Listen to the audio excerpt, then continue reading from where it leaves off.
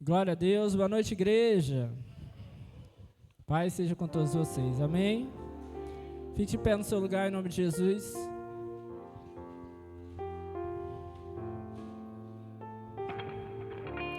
Vamos juntos iniciar mais um culto ao Senhor. Vamos ler juntos o texto que está ali na tela? No 3. 1, 2, 3.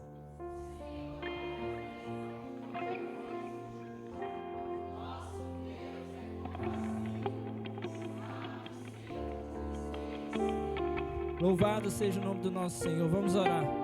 Senhor, Tu és justo, misericordioso, cheio de amor para conosco.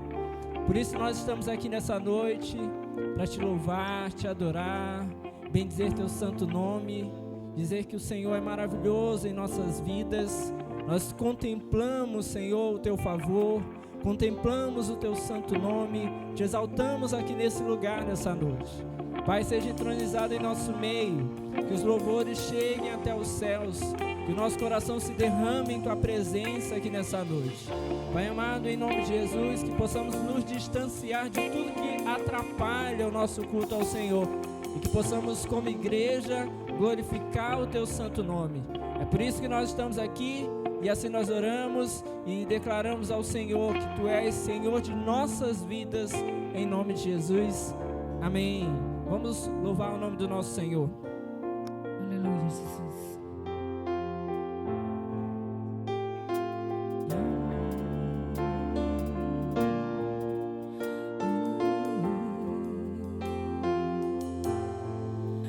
Nós estamos aqui tão sedentos de Ti. Vem, ó Deus, vem, ó Deus, enche este lugar. Meu desejo é sentir Teu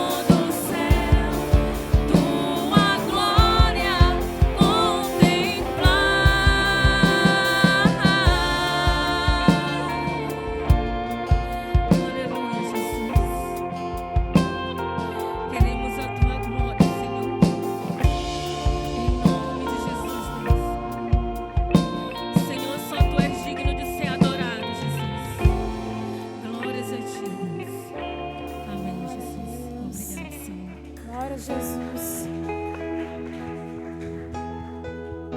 Senhor, nós sabemos que podemos confiar em Ti, porque Tu és o único caminho, Senhor.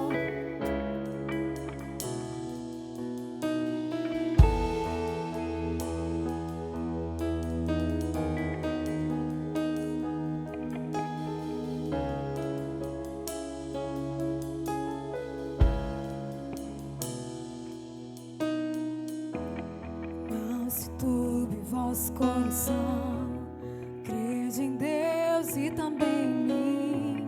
Na casa de meu Pai há muitas moradas.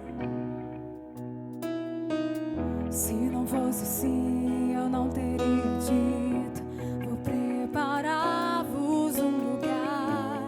Eu virei, vos levarei para mim mesmo. Vos conhecer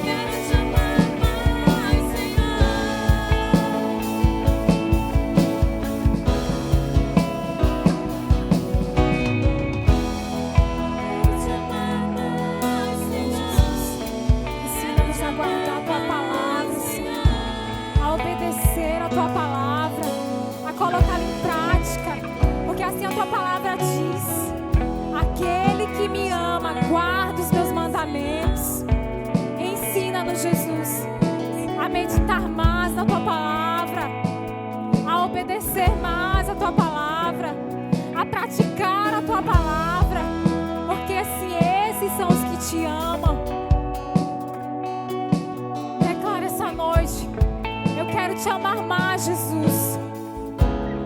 Eu quero Te amar mais, Senhor. Quero Te amar mais, Senhor.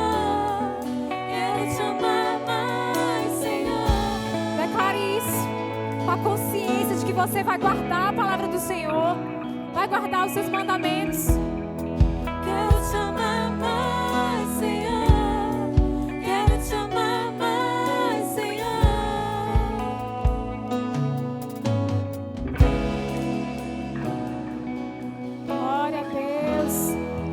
Jesus. Glória a Deus. E nós louvamos ao Senhor, não pelo que Ele faz, mas nós louvamos ao Senhor pelo que Ele é. Ele é Deus e não há outro Deus como nosso Deus. Amém, igreja? Eu declaro essa noite, Senhor, nós te louvaremos em todo tempo. Não tem tempo de louvar, gente. É todo tempo. Amém? Com alegria. As palmas. Cada dia das palmas. E as palmas?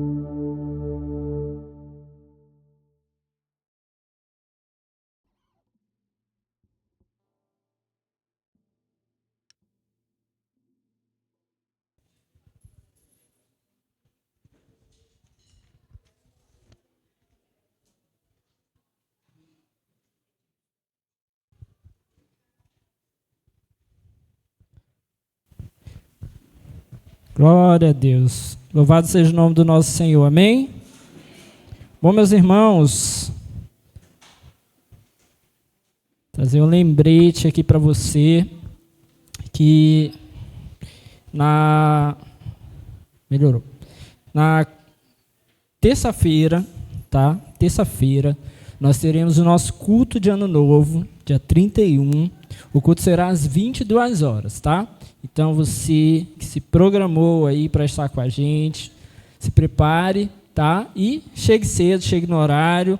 Terça-feira, dia 31, às 22 horas, o nosso culto de Ano Novo. Então, convido você, toda a sua família, né? Convide amigos para estarem com a gente. Com certeza vai ser um tempo muito abençoador para todos nós.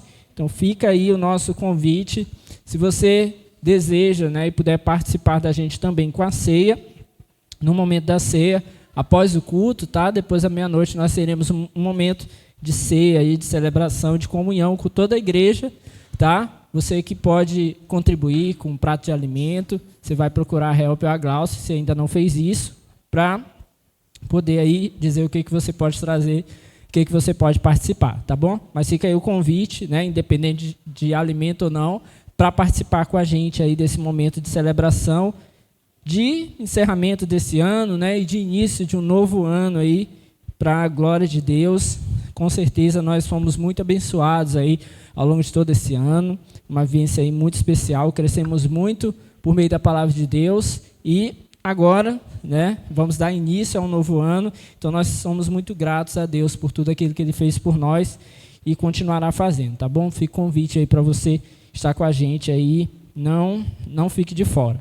Aí na quarta-feira, gente, no dia 1º, nós não teremos culto, tá bom? Nosso culto de quarta-feira, nessa quarta-feira, dia 1º, nós não teremos. Então, teremos somente o culto da terça-feira, às 22 horas, e aí na quarta-feira nós não teremos culto. Nos reuniremos aqui novamente no domingo, primeiro domingo do mês de janeiro, no culto de Santa Ceia, tá bom? Esses são os nossos avisos hoje, né? E louvamos a Deus por isso. Vamos fazer o ofertório da casa de Deus? Você que pode ofertar nessa noite. Tome aí na sua mão o seu dízimo, sua oferta, sua ajuda para a casa do Senhor. E vamos orar. Espera aí, meu amor, vem cá. Vai votar já, a gente tem que orar primeiro. Eu já quero ofertar. Vamos orar. Senhor, nós oramos e consagramos a Ti nesse momento os nossos dízimos, ofertas, ajudas e contribuições para a Tua casa e para a Tua obra. Que em nome de Jesus o Teu cuidado, o Teu favor e a Tua graça venham ser sobre a vida de cada um dos Teus filhos, que com alegria no coração contribuem mais uma vez para que essa obra siga abençoando vidas, transformando histórias por meio do Teu Evangelho. Pai amado, em nome de Jesus nós oramos também pedindo ao Senhor que abençoe cada lar, cada família, provendo sustento diário, alimento à mesa, que não falte, Senhor, aquilo que é necessário a cada um dos Teus filhos. Oramos, Senhor, meu Deus, pelo trabalho, os negócios de cada um, que venha a ser, Senhor, meu Deus, abençoados, que por meio do nosso trabalho tenhamos o sustento financeiro, mas que possamos também abençoar a vida de outras pessoas. Oramos, Senhor, também por aqueles que não têm que ofertar, aqueles que talvez estejam passando por um momento de dificuldade.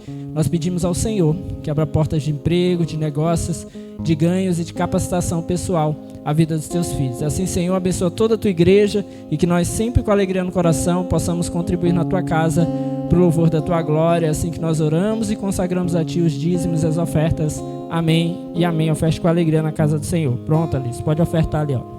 E lá na salva, não. Vai lá, ó. Bota lá, ó. Aqui, ó. Isso, pronto.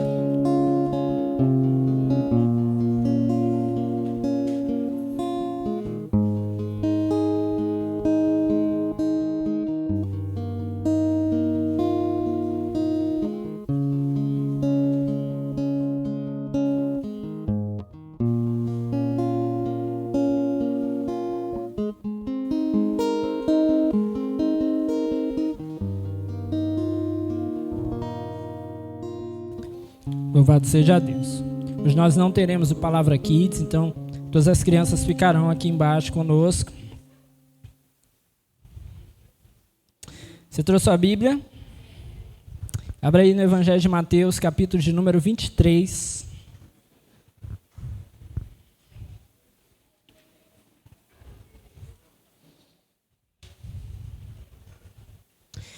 Evangelho de Mateus, capítulo de número 23. A partir do versículo de número 13.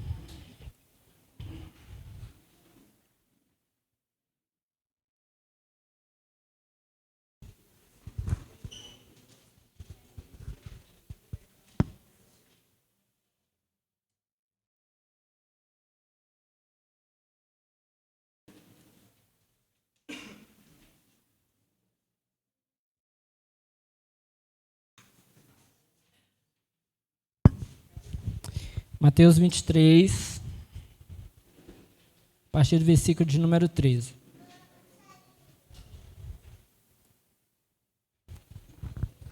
Todos acharam?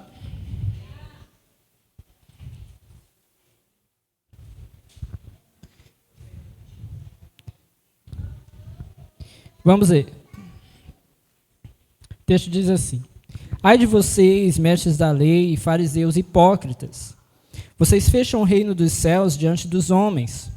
Vocês mesmos não entram, nem deixam entrar aqueles que gostariam de fazê-lo. Ai de vocês, mestres da lei e fariseus hipócritas! Vocês devoram as casas das viúvas e, para disfarçar, fazem longas orações. Por isso serão castigados mais severamente. Ai de vocês, mestres da lei e fariseus hipócritas, porque percorrem terra e mar para fazer um convertido, e quando conseguem, vocês o tornam 2 vezes mais filho do inferno do que vocês. Ai de vocês, guias cegos, pois dizem, se alguém jurar pelo santuário, isto nada significa. Mas se alguém jurar pelo ouro do santuário, está obrigado por ser juramento. Cegos, insensatos. Que é mais importante, o ouro ou o santuário que santifica o ouro? Vocês também dizem, se alguém jurar pelo altar, isto nada significa. Mas se alguém jurar pela oferta que está sobre ele, está obrigado por seu juramento. Cegos. Que é mais importante, a oferta ou o altar que santifica a oferta? Portanto, aquele que jurar pelo altar, jura por ele e por tudo que está sobre ele. E o que jurar pelo santuário, jura por ele e por aquele que nele habita. E aquele que jurar pelos céus, jura pelo trono de Deus e por aquele que nele se assenta. Ai de vocês, mestres da lei e fariseus hipócritas! Vocês dão o dízimo da hortelã, do endro e do cominho, mas têm negligenciado os preceitos mais importantes da lei: a justiça, a misericórdia e a fidelidade. Vocês devem praticar essas coisas sem omitir aquelas. Guias cegos, vocês comem um mosquito e engolem um camelo. Ai de vocês, mestres da lei e fariseus hipócritas! Vocês limpam o exterior do copo e do prato, mas por dentro eles estão cheios de ganância e cobiça. Fariseu cego, limpe primeiro o interior do copo e do prato, para que o exterior também fique limpo. Ai de vocês, mestres da lei e fariseus hipócritas! Vocês são como sepulcros caiados, bonitos por fora, mas por dentro estão cheios de ossos e de todo tipo de imundície. Assim são vocês. Por fora parecem justos ao povo, mas por dentro estão cheios de hipocrisia e maldade. Ai de vocês, mestres da lei e fariseus hipócritas! Vocês edificam os túmulos dos profetas e adornam os monumentos dos justos. E dizem, se tivéssemos vivido no tempo dos nossos antepassados, não teríamos tomado do sangue dos profetas, não teríamos tomado parte com eles no derramamento do sangue dos profetas. Assim testemunham contra vocês mesmos, que são descendentes dos que assassinaram os profetas. Acabem, pois, de encher a medida do pecado dos seus antepassados. Serpentes, raça de víboras, como vocês escaparão da condenação do inferno? Vamos orar. Senhor, essa é a tua palavra, nós estamos aqui em tua presença, pedindo ao Senhor mais uma vez, da tua graça, da tua direção, do teu favor sobre as nossas vidas, para que em nome de Jesus nós sejamos fortalecidos nessa hora. Possamos ser cheios da tua presença, levados a conhecer a tua palavra, a tua santa vontade, para que em nome de Jesus nós possamos viver lá fora aquilo que o Senhor espera de nós. Em nome de Jesus nós oramos e repreendemos tudo que não presta e que não vem do Senhor. Todo pensamento ruim, todo medo, apreensão, ansiedade, dor e toda preocupação com as coisas lá fora, nós oramos e repreendemos esse lugar das nossas vidas e das nossas mentes nessa hora. E pedimos ao Senhor que nessa noite, mais uma vez, apenas a Tua palavra e o Teu Santo Espírito tenham lugar para agir e reinar no meio de nós. Amém e amém. Bom, meus irmãos, no domingo passado nós vimos aí o início do capítulo de número 23, onde Jesus iniciou, então, um sermão proferido acerca dos falsos líderes, acerca dos falsos mestres, né? Mais especificamente, aí falando, os escribas, né? Os mestres da lei e os fariseus. Bom, agora nós veremos a continuidade aí desse sermão. Ele ainda não se conclui aqui no versículo de número 33, nós prosseguiremos com ele aí no próximo domingo, mas nós daremos andamento, então, agora nesse sermão de Jesus, nessa fala de Jesus acerca desses falsos líderes. Nesses versículos aqui, então, que nós lemos, nós vemos uma sequência de ais. São 8 ais proferidos por Jesus contra esses homens. É fato que Jesus veio para abençoar e sentir compaixão das pessoas. Mas quando, meus irmãos, a ira do Senhor se inflama, certamente é porque há motivos verdadeiros para isso. Há uma frase aqui repetida muitas vezes, você deve ter observado, parece um refrão aqui de um cântico. Ai de vocês, mestres da lei e fariseus hipócritas. Veja, então, o destaque que Jesus dá ao repetir essa expressão aqui muitas vezes é para o fato de que esses homens são, de fato, hipócritas.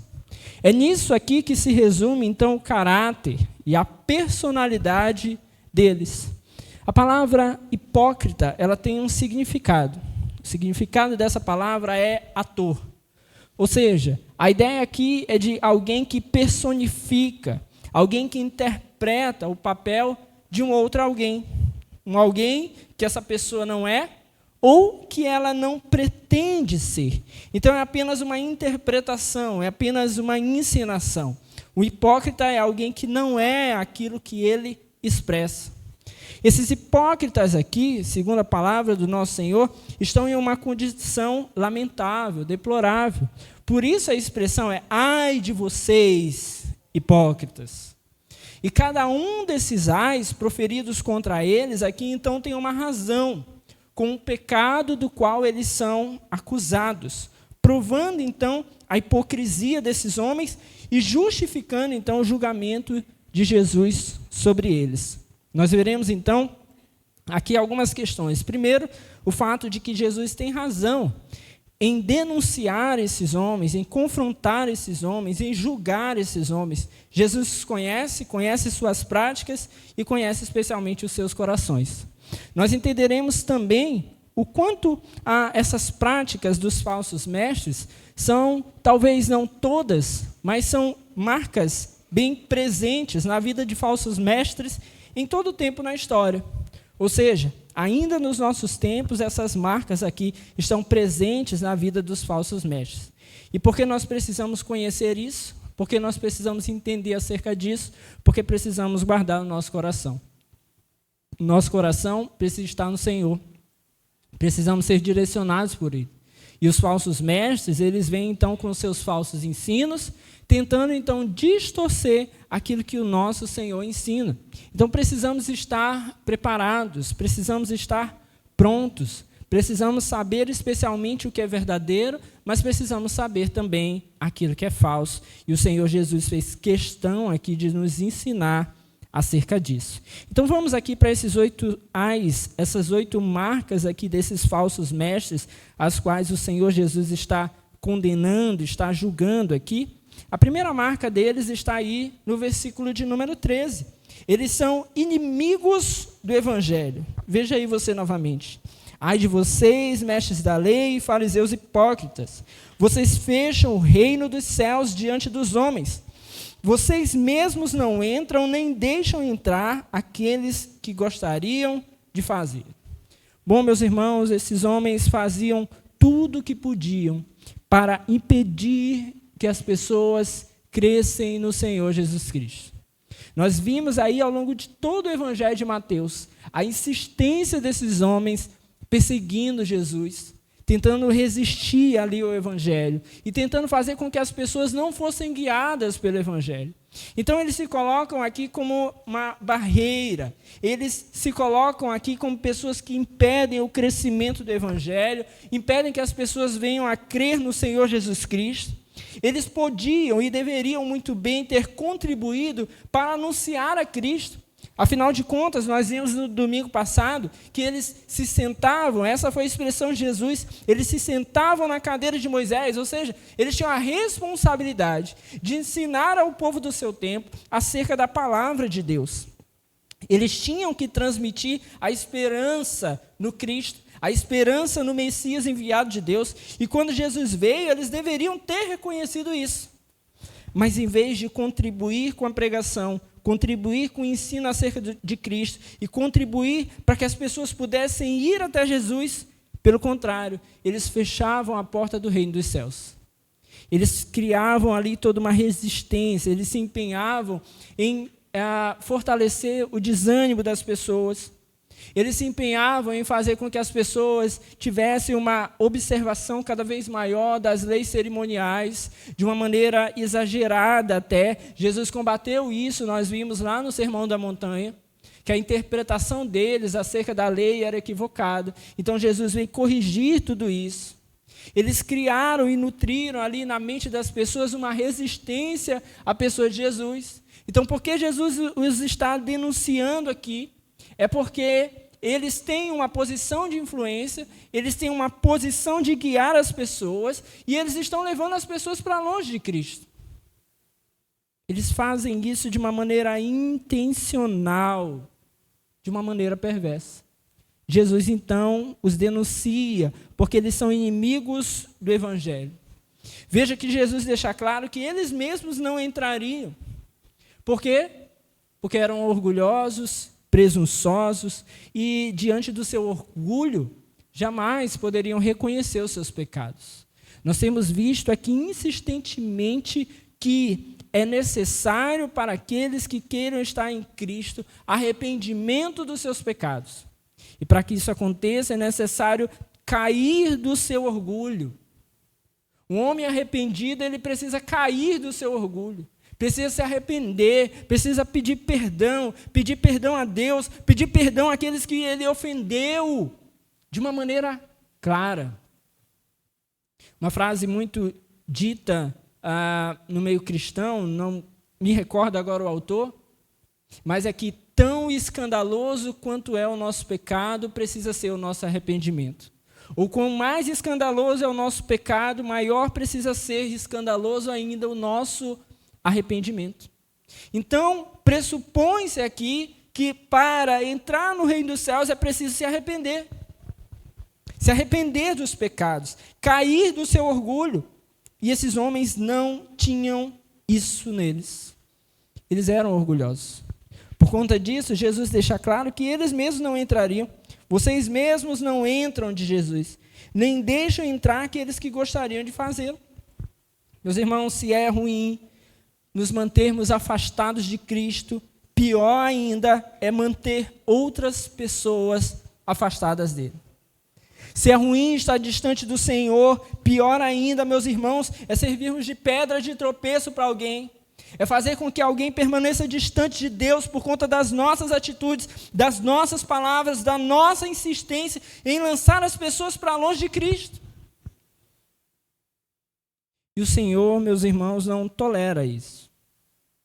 Os falsos líderes, então, eles agem assim, agiam assim e agem assim ainda hoje. São essas pessoas que não são salvos e não pregam a salvação. Anunciam qualquer coisa, menos a palavra de Deus de uma maneira genuína. Não anunciam a necessidade de arrependimento, não anunciam a necessidade de conversão, trazem um evangelho, um falso evangelho de facilidades, envolvem as pessoas em benefícios e assim, então, fazem com que elas acreditem que estão indo para o céu sem ir. Semana passada eu postei um negócio no meu Instagram para começar a semana assim de um jeito maravilhoso, dizendo: confissão positiva é heresia. Eu sei que muita gente não entendeu, mas eu vou explicar para você o que é confissão positiva. Confissão positiva é um pensamento que vem, na verdade, de linhas de pensamentos filosóficos ou psicológicos, nós diríamos hoje. É a ideia de que você precisa afirmar uma coisa para que ela possa acontecer. Ou que você precisa afirmar ou acreditar numa coisa muitas vezes para que ela possa acontecer. O contrário disso é aquela crença de que se você disser que alguma coisa pode acontecer de ruim, ela vai acontecer. Então, eu estou indo do inverso para poder explicar para você. Tem muita gente que diz assim, menino, cuidado aí, você vai cair da cadeira. Não diz isso, que se tu disser, o menino vai cair da cadeira. É esse pensamento. A confissão positiva, então, é aquela que diz assim, olha, se você acreditar, essa cadeira vai se mover. Se você acreditar, confiar, afirmar muitas vezes, o emprego vai chegar, o casamento vai chegar, o dinheiro vai aparecer na sua carteira. Então, você precisa afirmar aquilo ali muitas vezes. Meus irmãos, parece um negócio assim bem esdrúxulo, mas presente, muito presente no meio de muitas igrejas. Muitas igrejas, muitas congregações, muitas denominações têm ensinado isso. Uma vez eu fui essa é até engraçado. Estava lá num treinamento, se eu não me engano era até para líderes. Dora está aqui? Está aqui hoje, Dora? Não. Dora estava comigo, para não deixar mentir. E eu não lembro mais quem era, mas Dora estava. Aí o pregador começou a dizer assim, olha, não sei o quê, falando de problema financeiro, e dizendo assim, olha, eu vou falar e segunda-feira vai aparecer o dinheiro lá na tua conta. Mas você tem que acreditar e confiar. E não bastava acreditar e confiar. Era assim, ele disse que ele ia falar e o negócio ia voar na cabeça da gente. E a gente tinha que fazer assim. Rapaz, pensa no constrangimento. Eu e Dora assim, se olhando. Aí dá vergonha, porque tá todo mundo fazendo assim. Se tu não fizer, tu é um incrédulo. Isso é eu não vou dizer se a Dora fez. Dora é uma querida pra gente, né? Mas eu não vou dizer se ela fez, não. Depois ela vai assistir isso aqui. Meus irmãos, certo é que isso é confissão positiva. Esse negócio de afirmar para que as pessoas creiam. Meus irmãos, por que essas pessoas utilizam isso? Com confissão positiva, eu não preciso de arrependimento. Para que eu vou me arrepender dos meus pecados se eu posso simplesmente declarar que as coisas ficarão bem e Deus atenderá? Se eu posso simplesmente insistir que as coisas agora serão boas e Deus me atenderá? Se eu posso só ficar declarando que meu casamento vai mudar, aí eu não preciso me arrepender dos meus pecados, eu não preciso mudar, eu não preciso criar vergonha na cara. Eu posso simplesmente afirmar que minha conta vai ficar cheia de dinheiro e continuar torrando meu cartão de crédito e continuar me endividando e continuar comprando o que eu não preciso.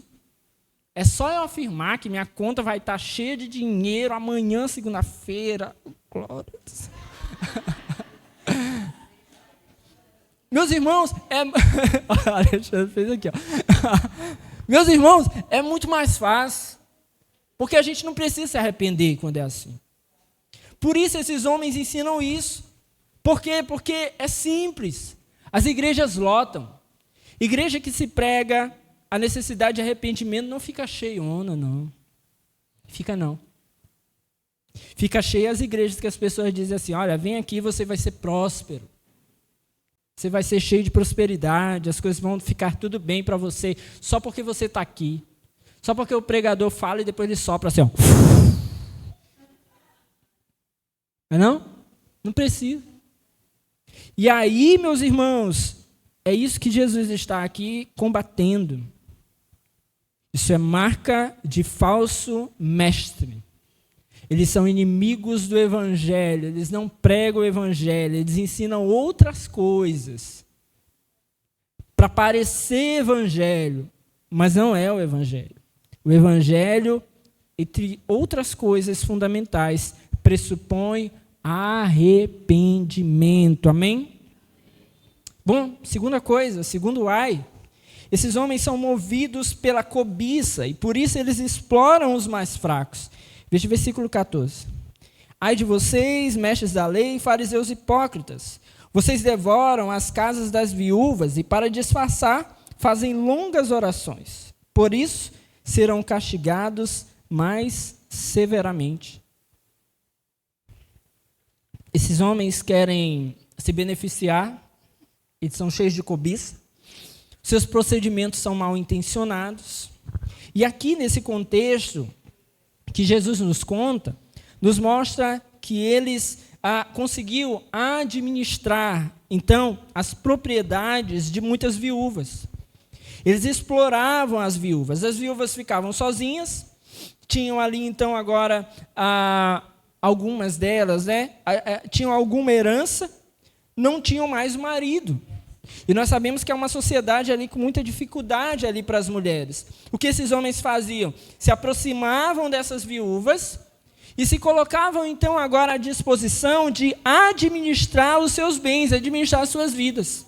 Se aproveitavam, então, dessas mulheres que estavam em uma situação de fraqueza, para poder, então, ali se beneficiar disso, à custa da fraqueza dessas mulheres. O pretexto, então, que eles utilizavam para disfarçar o seu mau procedimento era justamente pelo que Jesus diz aqui, as suas alongadas orações. Ele diz, para disfarçar, fazem longas orações, por isso serão castigados mais severamente. O que eles faziam? Eles, para se aproximar das mulheres, para que as mulheres viúvas pudessem, então, ter confiança neles, eles precisavam trazer uma aparência de santidade muito forte. Então, eles faziam longas orações. Alguns autores apontam que esses homens oravam 3 horas por dia ou mais. Preste bem atenção. Jesus não está condenando aqui as orações alongadas. Jesus não está dizendo que se eu ou você orarmos muito tempo, nós somos hipócritas por isso. Não é isso. Só que Jesus está dizendo que essas pessoas aqui se aproveitavam das suas longas orações, não para se aproximar de Deus, mas para se aproximar das pessoas mais fracas. Eles traziam aquela aparência de unção, aparência de santidade. Então, qualquer pessoa que chegasse próximo a eles ia dizer, não, mas fulano de tal é um homem de Deus. Esse fariseu aqui é um homem de Deus, ele ora longas horas. Então, por isso, não tem como eu desconfiar dele. É alguém que é do Senhor. Então, por isso, a minha confiança nele é irrestrita. E o que eles faziam? Eles se aproximavam dessas mulheres e se beneficiavam delas financeiramente. Administravam seus bens, ficavam muitas vezes para eles, deixavam muitas dessas mulheres passando necessidade. Alguns autores apontam aqui, talvez até, a possibilidade de se aproveitarem sexualmente dessas mulheres. Meus irmãos, falsos profetas se aproximam de pessoas mais fracas, movidos pela sua cobiça. Eles não se aproximam como quem deseja o bem. Eles não se aproximam como quem quer cuidar, como alguém que quer conduzir essa pessoa para próximo de Cristo. Eles se aproximam para se beneficiar. Quantos casos, meus irmãos, infelizmente, de uma maneira muito triste, nós temos visto, de falsos pastores que se aproveitam aí de mulheres, de crianças, meus irmãos, de crianças. Esse fato, ele nos mostra, por exemplo, que nós, não porque nós vamos simplesmente desconfiar de todas as pessoas, mas nós precisamos ser zelosos e cuidadosos com os nossos filhos, com as nossas crianças. Nós temos câmera lá em cima, nós temos câmera aqui embaixo, e esse ano, se Deus quiser, a gente vai expandir para todos os ambientes dessa igreja terem câmeras. Por quê? Porque estamos aqui, conhecemos os irmãos, ou a maioria deles, mas nós não sabemos o dia em que alguém pode entrar aqui mal intencionado. Nós vimos aqui recentemente, acho que eu compartilhei com o Alexandre, uma igreja assim, filmou, o pessoal se levantou para orar, o cara tinha entrado na igreja com uma Bíblia, na hora que o pessoal se levantou para orar, ele só estava esperando, foi lá e pegou o celular da irmã que tinha deixado no banco. Mal intencionado. Não era uma pessoa que estava ali para buscar a Deus. Mas pior ainda, pelo que Jesus aponta, é quando são líderes. Pior ainda, quando pessoas se aproximam de outros que estão ali vulneráveis. Na igreja, meus irmãos, é esse ambiente onde muitos falsos mestres se aproveitam das pessoas, porque as pessoas estão ali vulneráveis. Eu e você chegamos diante de Deus, no meio da igreja, chegamos com as nossas dificuldades, com as nossas aflições, com as nossas dores. E esses homens perversos se aproveitam muitas vezes disso. E acabam se beneficiando, explorando financeiramente, sexualmente. Isso não é bom. Segundo as palavras de Jesus, esses homens, então, por conta da posição que ocupam, e aproveitam-se disso para enganar e explorar as pessoas, palavras de Jesus, serão castigados mais severamente. E louvado seja Deus por isso. Porque alguém que se aproveita da posição e da vulnerabilidade das pessoas diante dessa posição para explorar aqueles que estão ali nas suas fraquezas,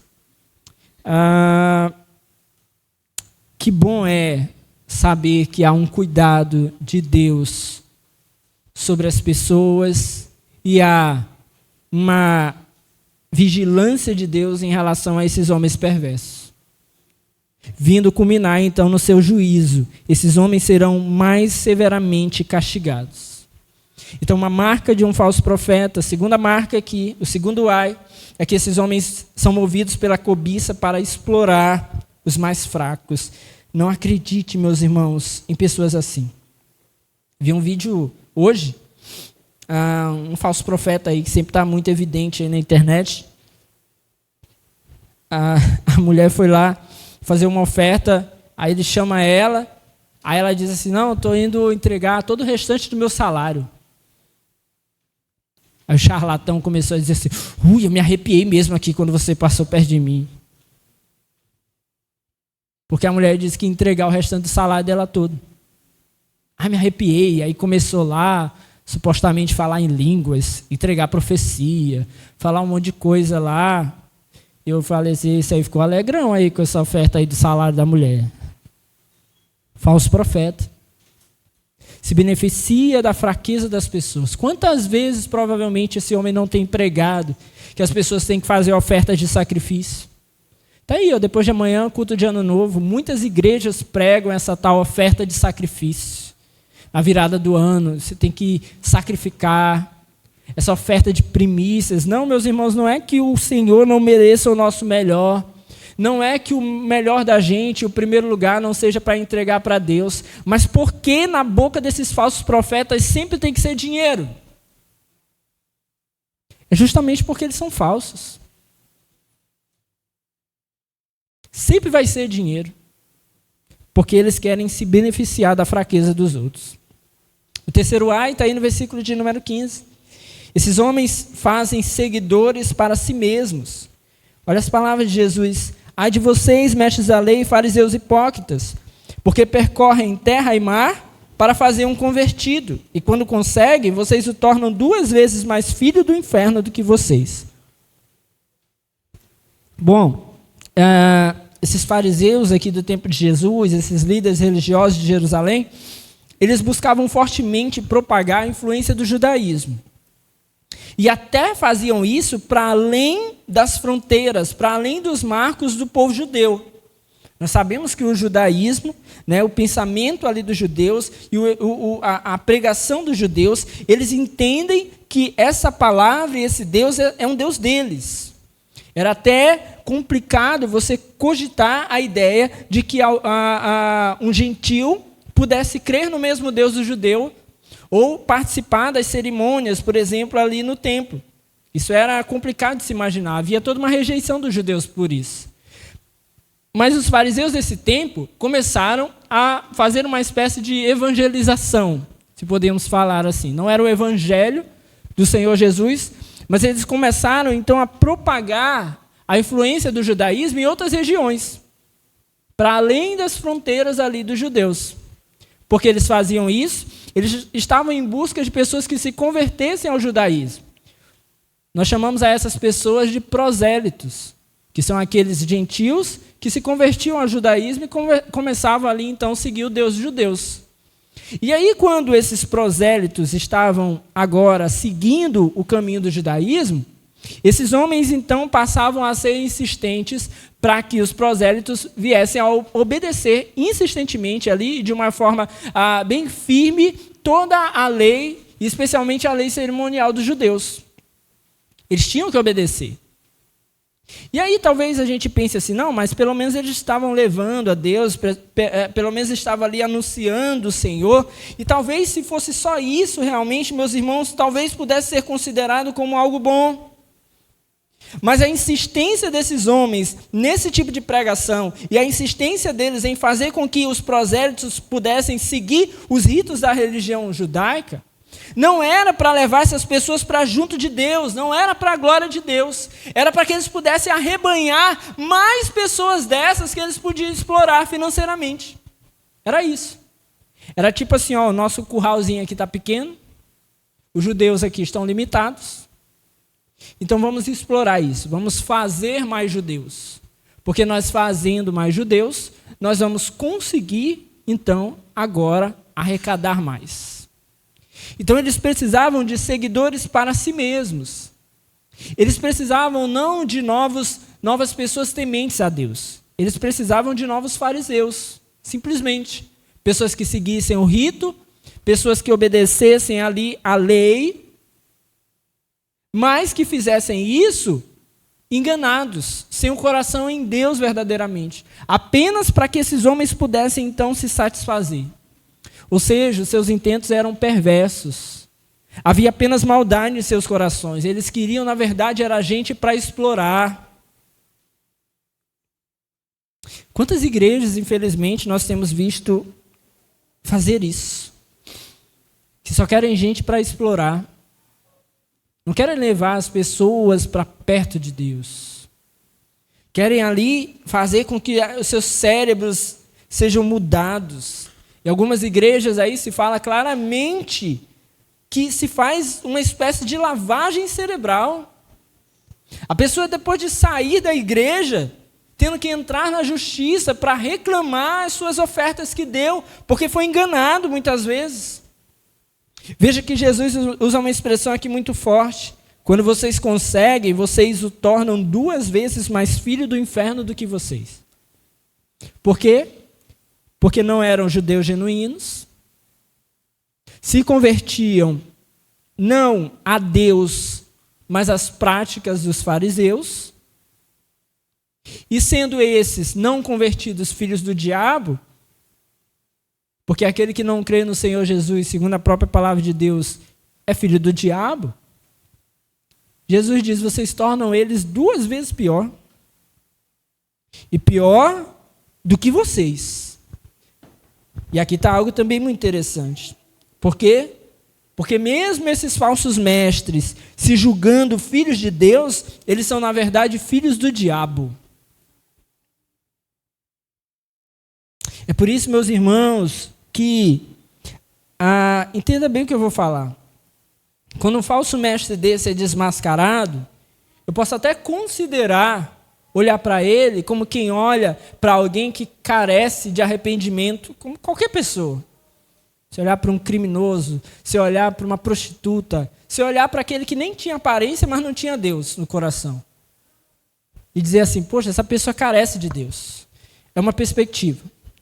Mas, por outro lado, às vezes as pessoas olham esses falsos mestres sendo desmascarados e fica assim, sabe aquele cuidado, como considerassem que essa pessoa é um homem de Deus. Não, meus irmãos, apenas caiu a máscara de um filho do diabo que ocupava um lugar de púlpito, um lugar de liderança, que ensinava as pessoas, mas que não era um filho de Deus. Segundo as palavras de Jesus, são filhos do diabo.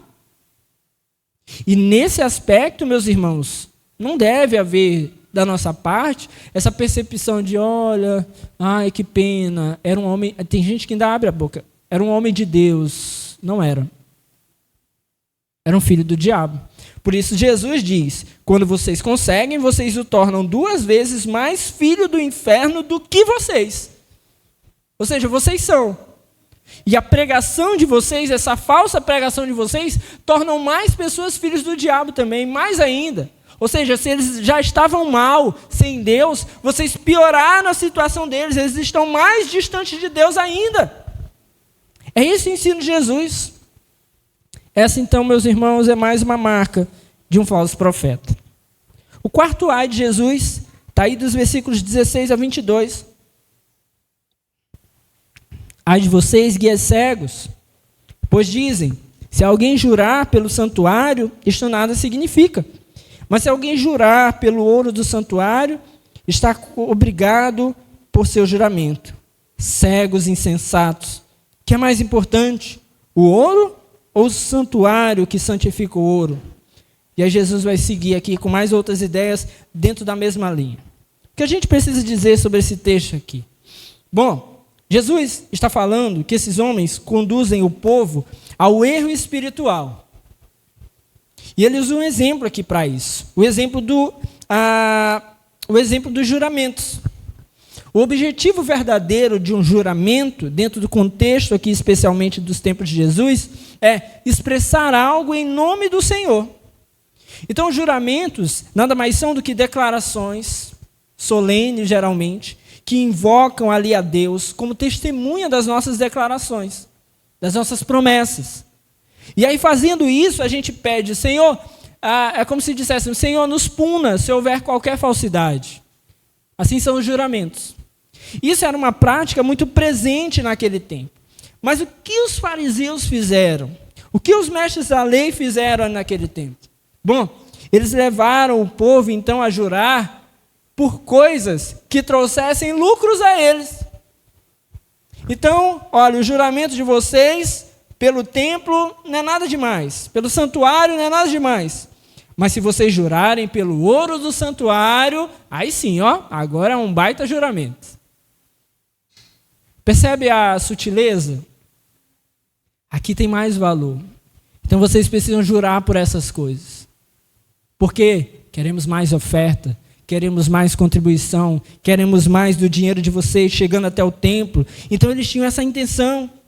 Jesus diz, versículo 18, vocês também dizem, se alguém jurar pelo altar, isso nada significa.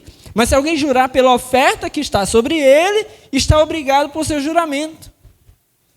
Mal intencionados, meus irmãos. E no versículo 19, Jesus então esclarece a questão. Ele diz, cegos, que é mais importante, a oferta ou o altar que santifica a oferta? Portanto, aquele que jurar pelo altar, jura por ele, por tudo que está sobre ele.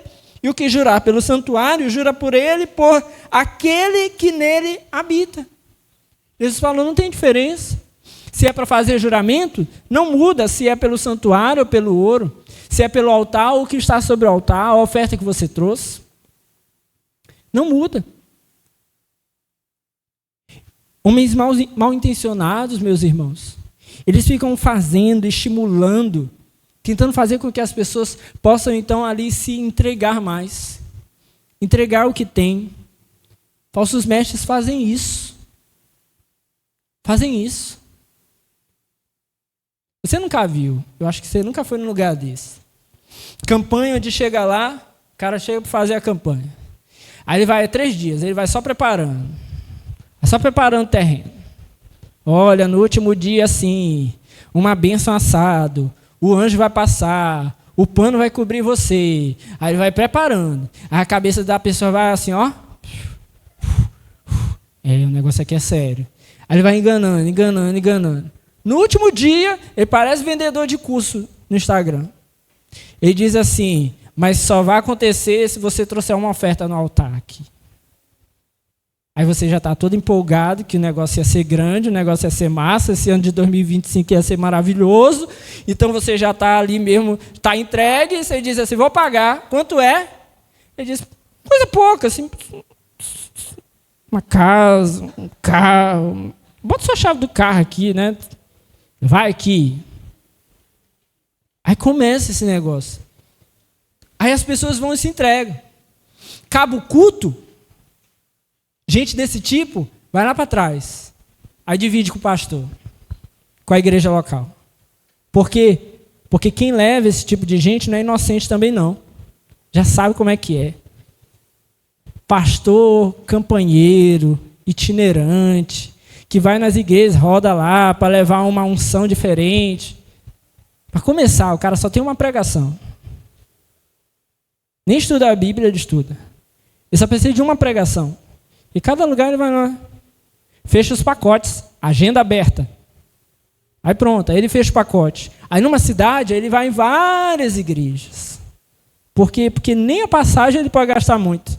Aí vai em várias igrejas numa cidade. Meus irmãos, eu não estou dizendo com isso que qualquer pastor que viaja para ir a algum lugar é assim. Mas você sabe bem do tipo de gente que a gente está falando.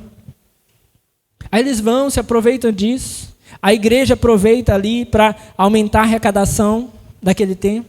E geralmente, o pastor daquela igreja também é alguém assim, que se beneficia financeiramente. Isso é muito triste. Mas isso é marca de falso profeta.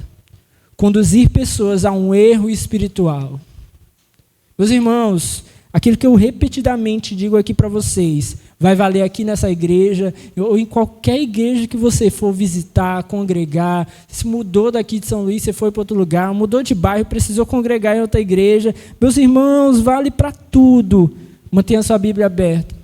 Escute o pregador, mas não fique sendo guiado pela pessoa dele. Veja se ele prega a palavra de Deus. Olha, abra a Bíblia, veja se o que ele está falando condiz com aquilo que está no texto. Eu não fico lendo aqui com você, meus irmãos, o texto para encher linguiça e dar mais tempo e a pregação demorar mais. Não, é para você ver que o que é pregado está no texto. Está aqui, nós estamos falando daquilo que está aqui sendo falado.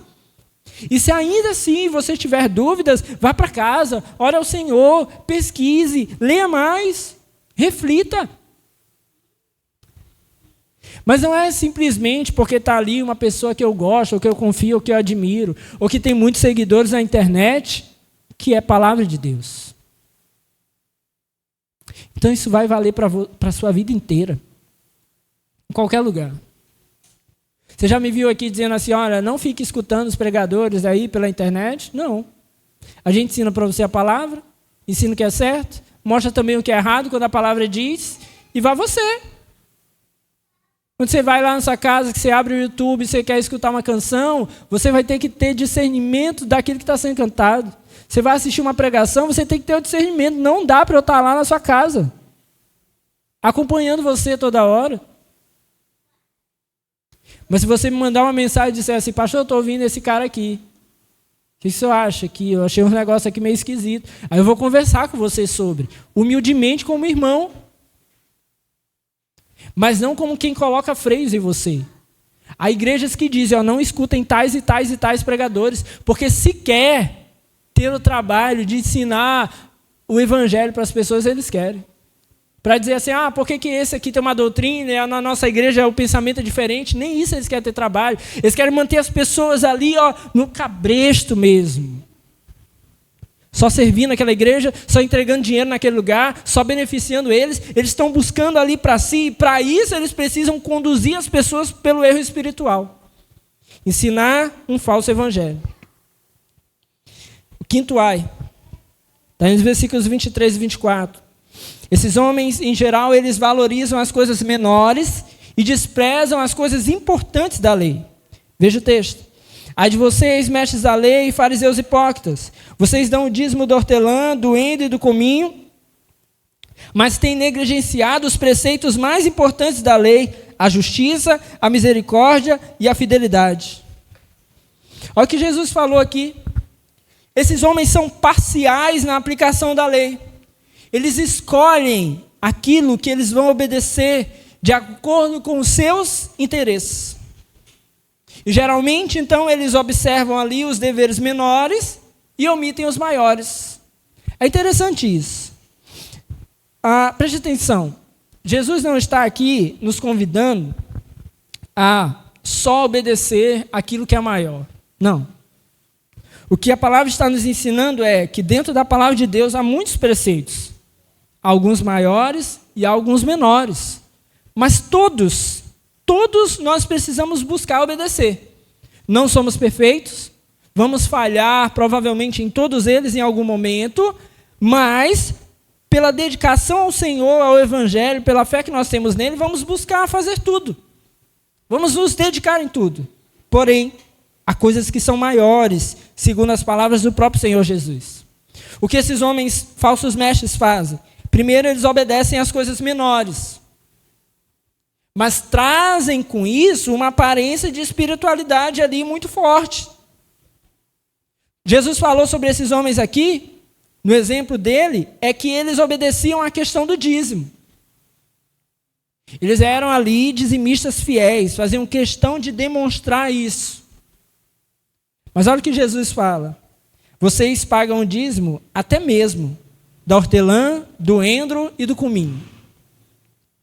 A ideia aqui, Jesus utiliza um exemplo aqui de coisas de baixo valor.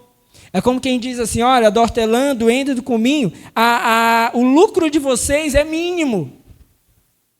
Sei lá, você teve um lucro de R$1, você deu 10 centavos de dízimo.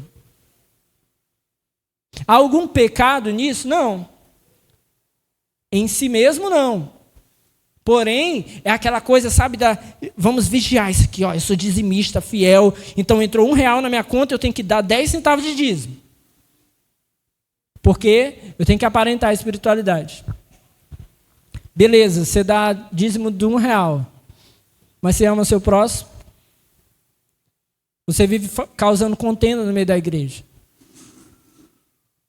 Você ama a Deus verdadeiramente, ama a sua palavra. Você chega em casa e não liga para a palavra de Deus. Mas você deu o dízimo do R$1, deu os 10 centavos. É isso que esses homens faziam. Essa é a outra marca aqui de um falso mestre. Obedecem essas coisas mais simples, essas coisas menores, tentando ali demonstrar esse zelo, esse cumprimento, mas as coisas maiores eles não cumpriam. E o que são essas coisas maiores, então? As coisas maiores, segundo a palavra de Deus, são essas coisas que expressam o amor a Deus e a santidade, de fato, no íntimo do nosso ser. Vai ser o arrependimento e o perdão, o amor ao próximo, o amor a Deus, a busca pela santidade, o abandonar as velhas práticas.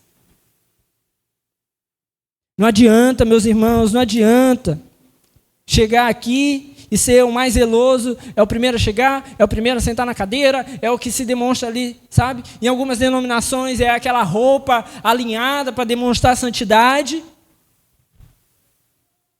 Aí vai para casa e espanca a mulher. Viralizou um vídeo aí essa semana. A irmã entra na igreja, provavelmente era um horário de ensaio. Aí foi lá denunciar que descobriu que o marido estava lá. Você lembra que eu falei da levita? Dos levitas? Que o marido estava se relacionando com a cantora lá da igreja. E o pobre do baixista, graças a Deus aqui não tem baixista, o pobre do baixista com a esposa do irmão fulano de tal. O rapaz no baixo chega e ficou tom, tom, tom, perdeu até o que descobriu ele na hora. A mulher entregando os prints na igreja. Aí virou a baixaria, o cara foi lá tirar da mão dela, saiu batendo todo mundo, que a mulher era bem fortona, deu nele, deu nela, deu todo mundo. Ô meus irmãos, 2 minutos antes, o cara estava ali, talvez, não dá para perceber no vídeo se ele é o pastor, se ele é líder do louvor, mas 2 minutos antes o cara estava lá com a aparência de que é o cara que conduz a igreja em alguma coisa. Não é isso que Deus quer. A levita canta que é uma maravilha. Na igreja aparenta santidade para todo mundo. E por trás faz isso? Não é o que Deus quer. É marca de falso profeta, de falso mestre. Que um dia descobriu que Deus não manda raio mais, assim, para arrancar a cabeça de cima a baixo, assim, quando a gente peca. Eu sempre gosto de falar isso.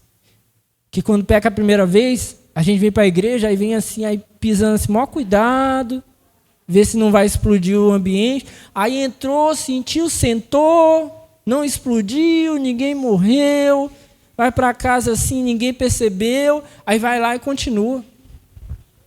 Pornografia. Quantos servem nas igrejas, e estão mergulhados nessa prática perversa. Quantos? Ô meus irmãos, falsos mestres, tentam ter uma aparência, porque preservam algumas coisas pequenas, mas as coisas importantes continuam desonrando o nome do nosso Senhor. Sexto ai, esses falsos mestres, eles combatem o pecado exterior, mas não o interior. Veja o versículo 25. Ai de vocês, mestres da lei, fariseus hipócritas, vocês limpam o exterior do copo e do prato, mas por dentro eles estão cheios de ganância e cobiça. Fariseu cego, limpe primeiro o interior do copo e do prato, para que o exterior também fique limpo. Meus irmãos, o caminho para nós não deve ser o de tentar primeiro trazer uma aparência. Tem que primeiro mudar o interior. Depois a aparência vai ser resultado. A aparência vai ser resultado da mudança interior. Uma das coisas maravilhosas que a gente vê na transformação de um drogado, de alguém que cometia crimes, por exemplo, é justamente isso. A mudança da aparência exterior como um resultado da mudança interior. É nítido. A pessoa vai ficando mais gordinha, a pessoa vai ficando com um sorriso no rosto, muda a aparência. Antes era uma aparência carrancuda, fechada, sugada. Depois vai mudando o exterior. É só um exemplo. Mas de um grupo que geralmente é nítido a mudança exterior, quando o interior vai mudando. O que o falso mestre faz? Ele aparenta exteriormente, mas o seu interior ainda está ali corrompido. Mas ele engana as pessoas, então, com o seu exterior. Ele engana. Ele sempre tenta passar uma aparência de santidade apenas no seu ser exterior. Jesus certamente não está falando com isso também que a gente não precisa ter a aparência. Que a gente precisa ver largado. Que as pessoas têm que olhar para nós e não perceber também na nossa postura, nas nossas vestes, que nós servimos a Deus. Vai mudar o exterior. Mas aqui fala-se sobre precedência. Primeiro o interior. Você está começando uma caminhada com Cristo, não fique desesperado pela aparência. Mude o seu interior.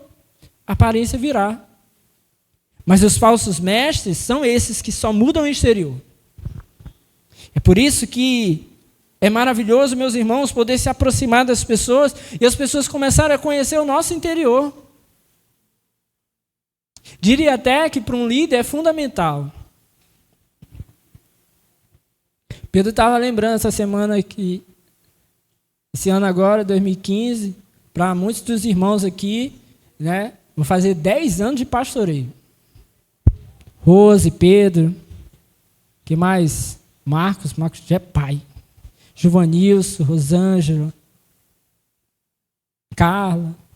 Muitos dos irmãos aqui caminhando junto há 10 anos. 10 anos. Meus irmãos, estou dizendo que eu sou perfeito, não. Mas é difícil a gente enganar alguém em 10 anos. É muito difícil. Então, se eu tenho mais coisinha boa, mas as ruins também, a maioria deles já conheceram. Não é fácil. Os falsos mestres, eles fazem questão de enganar com o exterior. E Jesus condenou isso.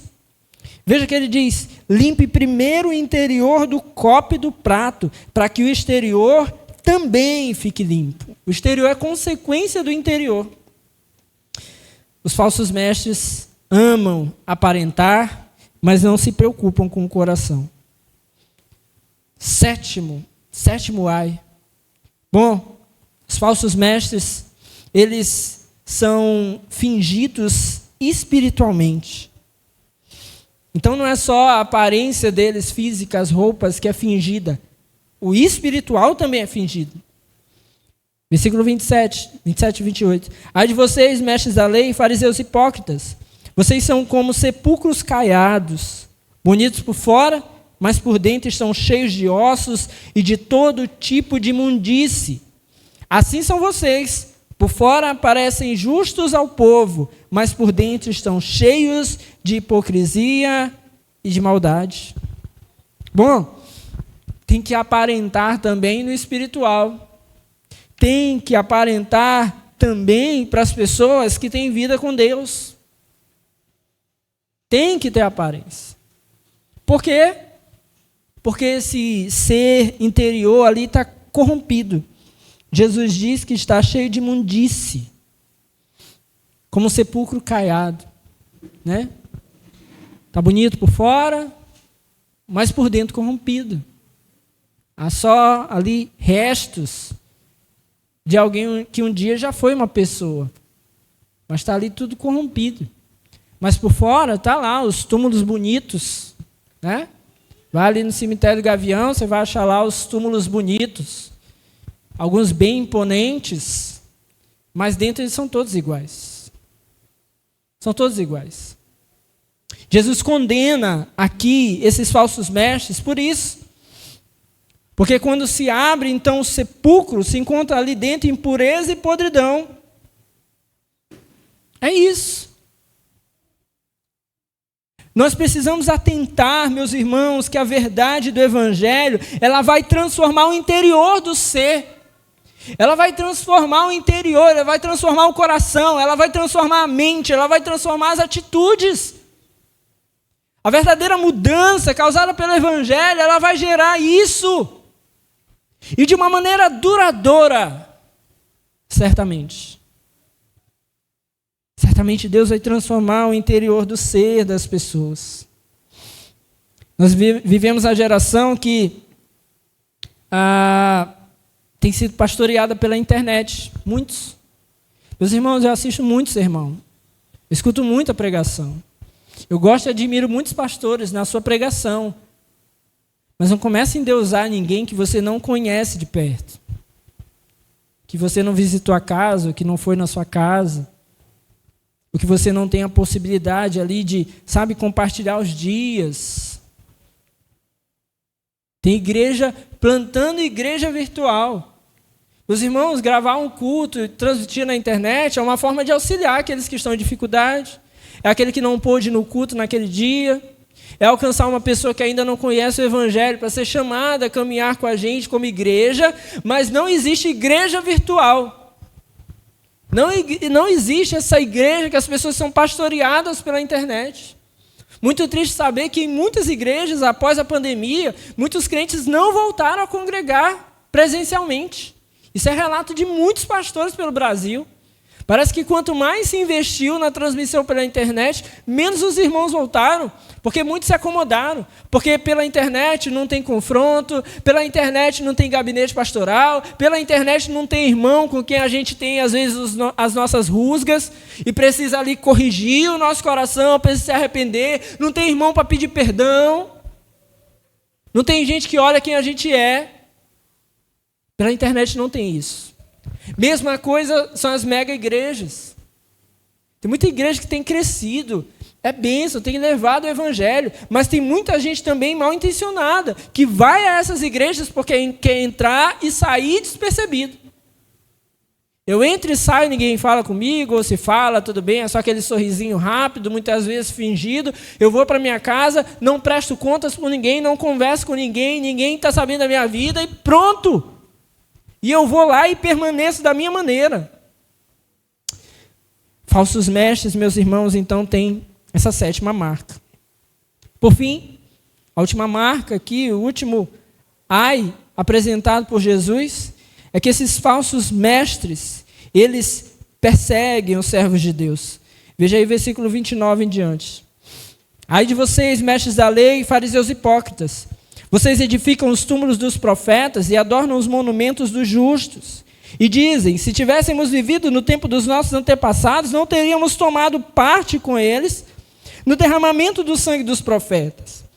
Assim testemunham contra vocês mesmos, que são descendentes dos que assassinaram os profetas.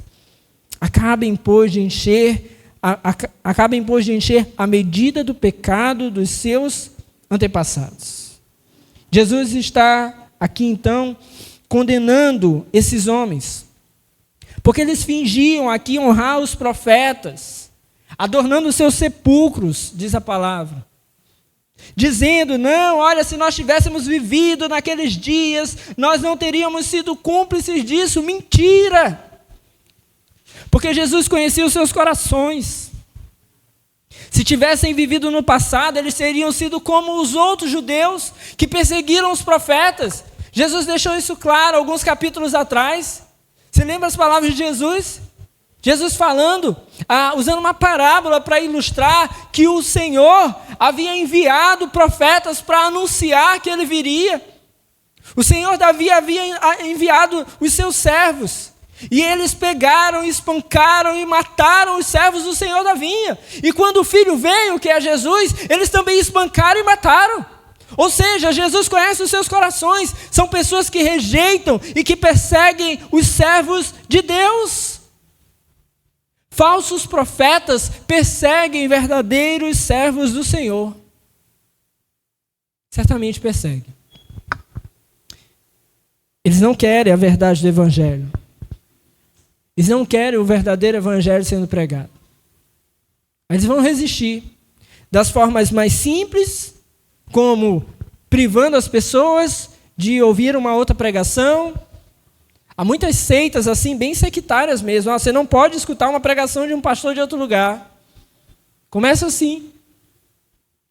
Adicionam ali as restrições e depois vão avançando. À medida que as pessoas podem parecer sair ali do aprisco deles, pessoal, eles vão avançando. Por quê? Porque eles não querem aqueles que pregam o evangelho de verdade. Geralmente denominações que homens de Deus começam assim a surgir ali dentro desses ambientes, eles vão ser rejeitados, eles vão ser colocados para fora da igreja. Quando saírem da igreja, vai ficar lá se especulando, olha, isso aí não era de Deus, olha, queria rachar a igreja, olha, é assim, era assado. Por quê? Porque falsos profetas não querem homens de Deus no seu ambiente. Vão para lá vocês, nós não queremos vocês, porque vocês ameaçam o nosso sistema, ameaçam o nosso domínio, eles não querem. Por isso Jesus diz aqui, mostrando que se fossem eles no tempo dos profetas, matariam os profetas também. Assim como mataram Jesus. Nós já viemos aqui de textos que já deixaram claro, esses homens estão aqui tramando matar Jesus. Então, assim como mataram os profetas, os seus antecedentes mataram os profetas, são esses homens que vão matar Jesus. Jesus foi para a cruz pelos nossos pecados. Foi livremente morrer em nosso lugar. Essa foi a sua decisão. Mas, ao mesmo tempo, foi pela mão desses homens que Jesus foi para a cruz. Foram eles que tramaram. Foram eles que levaram as notícias. São eles que primeiro acusam, denunciam. São eles que primeiro julgam Jesus. São eles que levam Jesus a Herodes e a Pilatos. São eles que levam Jesus para a cruz. São eles que clamam ali por Barrabás e não por Jesus. São esses homens. Os falsos profetas, meus irmãos, os falsos mestres, são perigo para homens e mulheres de Deus. Porque eles não querem homens e mulheres de Deus. Eles querem massa de manobra, eles querem quem eles podem explorar, eles querem igrejas que são um curral. É isso que eles querem. Por isso Jesus fez questão de abrir os nossos olhos. Diz versículo 33, serpentes, raça de víboras, como vocês escaparão da condenação ao inferno?